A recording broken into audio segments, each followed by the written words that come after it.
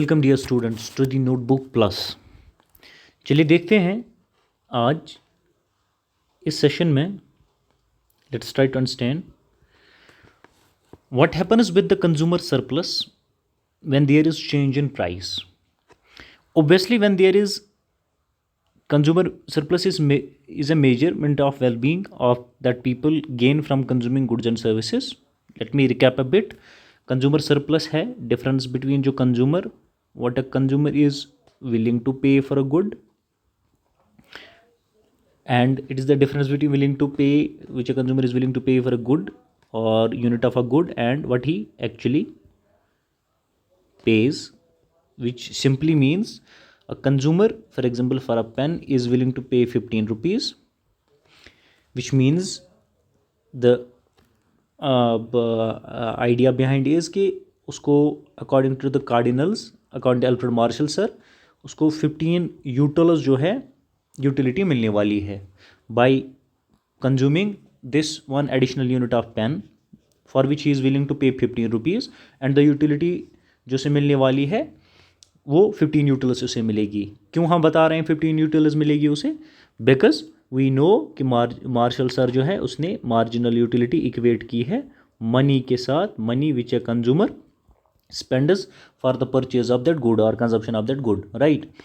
सो अगर विलिंग है consumer 15 rupees पे करने के लिए for a 1 unit of pen, additional unit of pen for example, the marginal utility which he derives is 15 utils, but actually market price अगर हम देखें तो इसे 10 रुपये में ही ये पेन अगर मिलता है, the utility which a consumer डेराइव्स is still 15, which means जो एक्स्ट्रा यूटिलिटी से मिलती है which is 10, 15 minus 10 which means 5 utils. The money which he saved, और जो उसका पैसा बचता है जो वो देने के लिए तैयार है, ठीक है, जो उसका बचता है that is the extra utility जो से मिलती है इसी ही कंज्यूमर सरप्लस हम कहते हैं, the according to Alfred Marshall sir, ठीक है। सो इस सेशन में हम देखेंगे what happens to the marginal, what happens to the consumer surplus when there is change in price. Let's recap a bit. Consumer surplus is the difference between the total amount that the consumer are willing to pay and the able to pay for a good or service, ठीक है, जो हम demand करो के साथ भी देखेंगे, and the actually what he page, जो इनकी डिफरेंस है वो कंज्यूमर सरप्लस है, ठीक है। और आपको बार बार ये कहीं देखने को मिलेगा, और आपने इनकेस अगर खुद से भी कहीं पढ़ा होगा तो आपको देखने को मिला होगा consumer surplus is indicated by the area amount the below the demand curve, area under the blood, area under the जो है बिलो द डिमांड करो और अंडर द डिमांड करो जो है, एंड अबो द प्राइस, वो सरप्लस कंज्यूमर सरप्लस दिखाता है। हम देखने की कोशिश करते हैं। Simply the graph shows this is your x axis, dear students, which shows the quantity which a consumer purchases. This axis, y axis shows the price, right। हमारा कंज्यूमर है ओ Q1 क्वांटिटी खरीदना चाहता है, ठीक है, he purchases O Q1 quantity, for that he is ready और willing to pay OB price. OB price is the price which a consumer is willing to pay to purchase O Q1 quantity, right. But actually जो market में वो price उसे देना पड़ता है to purchase O Q1 quantity, वो है OA dear friends, ठीक है, वो है OA। The extra utility which he gets, which in terms of the money which he saves, ठीक है, the extra utility which he gets is OB dear friends, OB dear friends. So the area A, B and C, A, B and C, ठीक है, A, B and C is the area जो consumer surplus और the extra utility और the extra benefit जो consumer को मिलता है bye purchasing OQ1 utility, ठीक है, ये आपकी डिमांड को है। So the area below the demand करो and above the market price या market valuation of this quantity OQ1 quantity, जो मार्केट वैल्यूएशन ये इतनी है, कंज्यूमर इतना देने के लिए तैयार था, बट मार्केट वैल्यूएशन के हिसाब से इतना ही देना पड़ा। The area which is here is the amount ABC, this is the consumer surplus, ठीक है। this was the recap a bit। लेकिन हमें देखना क्या है कि what happens to this consumer surplus when there is change in price, ठीक है, चलिए देख लेते हैं। so obviously when there is change in price, levels of consumer surplus changes as the market price change for a good or services, ठीक है। कैसे, आइए देखते हैं। पहले एक केस देख लेते हैं। हम मान के चलते हैं कि अगर मार्केट प्राइस चेंज हो जाता है या प्राइस जो है डियर फ्रेंड्स इंक्रीज़ हो जाता है। कैसे इंक्रीज़ हुआ, हम मान के चलते हैं जो सप्लाई प्रोड्यूसर करता है उसके कॉस्ट्स बढ़ गए हैं, ठीक है, वो जो सप्लाई करता है प्रोड्यूसर उसके कॉस्ट्स बढ़ गए हैं, जिसकी वजह से उसने प्रोडक्ट्स के या गुड्स का प्राइस भी इंक्रीज़ किया है फॉर एनी रीज़न, ठीक है। We are stating this reason here, but for any reason there is increase in the market price of a good, what happens to the consumer surplus falls. कैसे fall होता है आइए through graph से समझते हैं। यहाँ आपके लेफ्ट साइड पे आप देख लें, ठीक है, लेफ्ट साइड देख लें, we will try to understand कि क्या हो जाता है। This is your X axis जहाँ से हम क्वांटिटी मेजर करते हैं, क्वांटिटी हमारा कंज्यूमर कितना कंज्यूम कर लेगा। This is the Y axis जहाँ से हम प्राइस मेजर करते हैं कि कितना वो प्राइस पे करेगा। This is your initial position. Initial position आपकी क्या बताती है, हमारा कंज्यूमर जो है वो O Q1 पहली कंडीशन क्या है, O Q1 क्वांटिटी कंज्यूम करना चाहता है। For that he is willing to pay O and B. OB is the price which he is willing to pay. OB is the price which a consumer is willing to pay, right? And उसे क्या मिलने वाली है, OQ1 quantity के लिए OB price वो पे करना चाहता है, बट एक्चुअली इस OQ1 क्वांटिटी के लिए उसे कितना प्राइस पे करना पड़ता है डियर फ्रेंड्स, OA प्राइस उसे पे करना पड़ता है। तो यहाँ इस केस में उसे कितना एक्स्ट्रा बेनिफिट मिलता है, या उसका कंज्यूमर सरप्लस कितना है, उसका कंज्यूमर सरप्लस डियर फ्रेंड्स है OB, A, B and C, A, B and C the utility और द एक्स्ट्रा यूटिलिटी और द कंज्यूमर सरप्लस जो कंज्यूमर को मिलता है बाई परचेजिंग OQ1 क्वांटिटी, ठीक है। This is the initial case, ये था हमारा इनिशियल केस। नाउ इज्यूम जो इसी क्वांटिटी का OQ क्वांटिटी जो हम commodity for example X consume कर रहे हैं, इसका प्राइस राइज हो गया है। अगर प्राइस राइज हो जाता है तो क्या होता है, नाउ क्योंकि प्राइस राइज हो गया है, हमने लॉ ऑफ डिमांड से समझा है, when there is increase in the price of a good it is demand decreases. अब हमारा कंज्यूमर इंक्रीज्ड प्राइस पे, इंक्रीज प्राइस कहाँ से कहाँ हुआ, A से D तक प्राइस इंक्रीज हुआ, new price is now D, ठीक है, D is the new price. हमारा कंज्यूमर ज़्यादा प्राइस पे कम ही खरीदेगा, ठीक है। So now our consumer wants to purchase OQ2 या सिंपली Q2 क्वांटिटी, ठीक है, वो कंज्यूम करना चाहता है। फॉर दैट वो how much he is willing to pay, he is willing to pay OB, ठीक है, no issue, he is willing to pay OB, but what he actually pays, क्योंकि मार्केट प्राइस इंक्रीज हुआ है, he pays OD is the price which he pays, which means to get OQ2 quantity a consumer is willing to pay OB, but what he actually pays is OD because price has now increased। जो अब उसका नया consumer जो surplus है और extra benefit है वो dear friends ये एरिया है, कौन सा, D, B and E।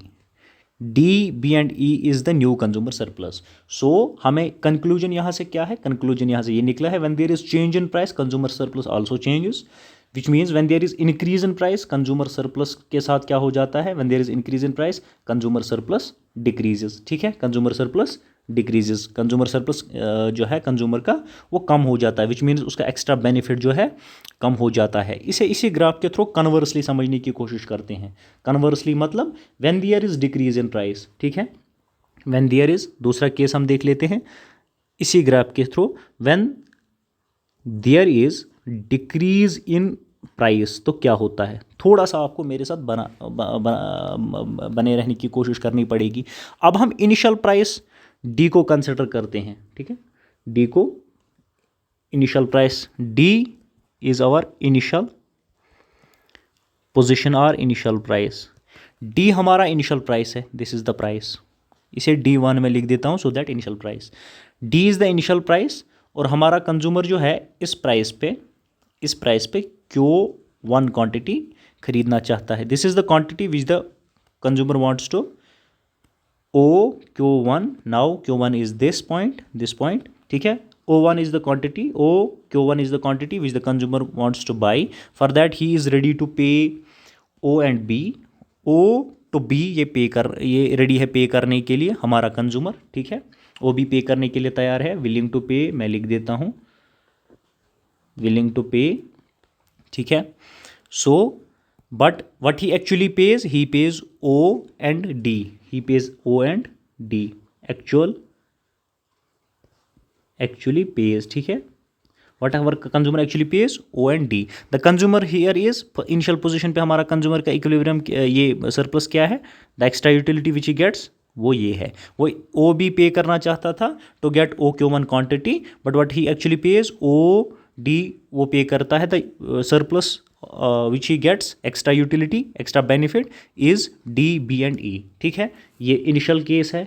कौन से केस में, when there is decrease in price. पहला केस हमने क्या देखा, when there is increase in price, ठीक है.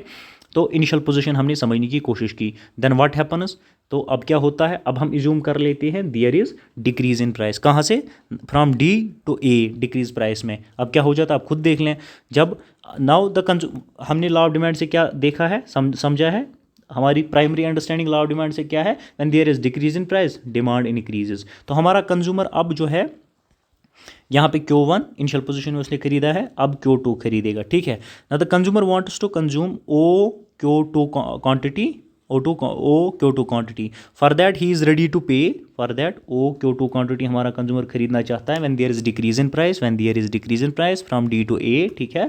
For that he is ready to pay OB price he is ready to pay, ठीक है. Price he is ready to pay OB, but what he actually pays, he pays this much price, he pays this much price, जो reduced price है. Now he is reduced price, price कम हो चुका है. But he actually pays to buy to purchase this commodity is OA.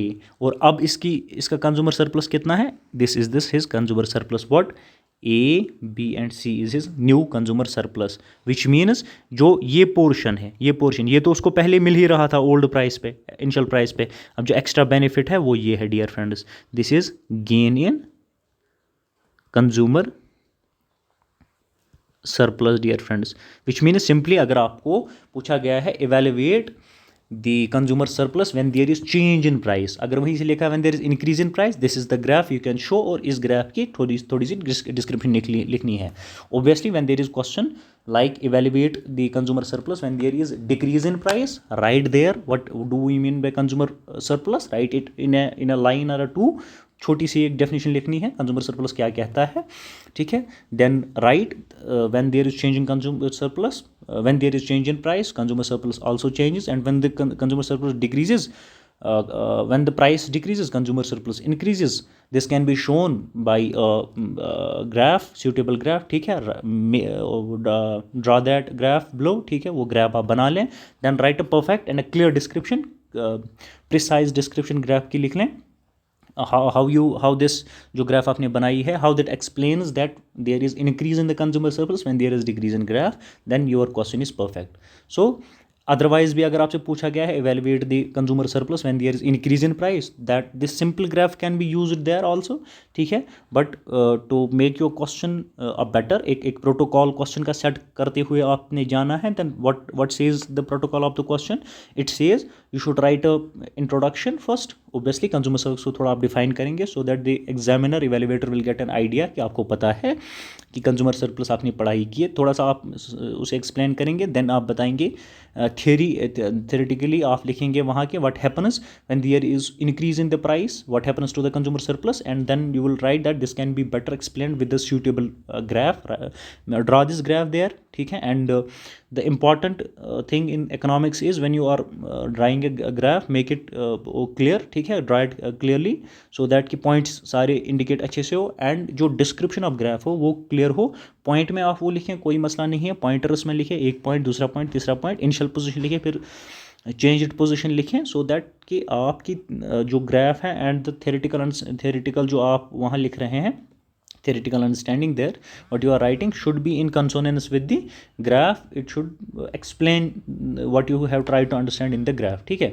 So this is the change in consumer surplus. This is what happens to the consumer surplus when there is change in price, we increase और decrease. अब इन curve से if you are new और अगर आप इन curve से तंग हो रहे हैं, so these curves are the supply curves dear friends. यहाँ से तंग होने की ज़रूरत नहीं है, ये सप्लाई कर्व्स है. और ये सप्लाई और डिमांड कर्व की मीटिंग क्या बताती है, हमने इक्विलिब्रियम में देखा है, ठीक है. हमने इक्विलिब्रियम में देखने की कोशिश की है. मैं यहाँ ये कन्फ्यूजन भी थोड़ा सा आपको ख़त्म कर देता हूँ, हो सकता है शायद आपको ये तंग कर रही हूँ कि ये यहाँ पे ऊपर ऊपर कर्व्स हैं, तो ये क्या है, ये डिफरेंट सप्लाई कर्व्स हैं. This is the price where the supplier is willing to supply the good, and this is the price where the consumer is willing to purchase that good. When both are ready, consumer to purchase commodity at this good, and the supplier is ready to purchase, to produce or to sell his product or a good at this price, these two lines meet, and this point is the meeting point or the equilibrium point when both are ready, consumer to buy and producer to sell this commodity. At the end the price is set, and by this meeting price is set, which becomes market price. And when there is change in price, decrease or increase in the price, what happens to the consumer surplus, we have tried to understand that.